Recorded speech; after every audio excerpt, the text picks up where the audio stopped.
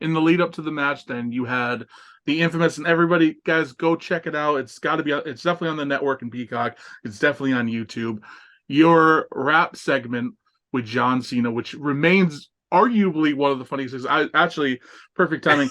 I listened to something wrestle with Bruce Pritchard, and one of his old shows just randomly went on while I was showering one day, and he was putting over the segment about how you were maybe like the best person to do a segment with him, you and Kurt. Um, can you talk about it? Because it was hilarious.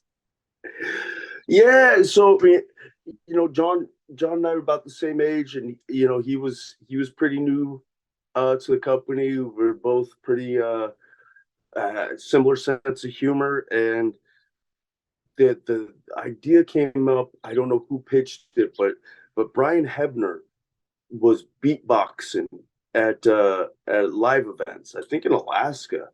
But caught him beatboxing. Well, he didn't catch him. He was on the microphone doing it for everybody before the show.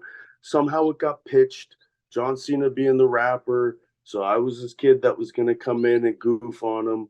And what I do remember is I wanted a clock. I want a goofy outfit. I want this goofy outfit, and I want a big clock. Flavor Flav Um, style. yes, and what I tried to do was set the clock for the appropriate time for when the segment was going to air. So hopefully the clock was accurate to when the segment aired.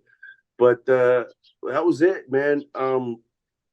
With that being said, you know, John and I were writing the rap. John's the writer, but how about this joke and how about this joke? And then Shane McMahon came over. What do you guys got?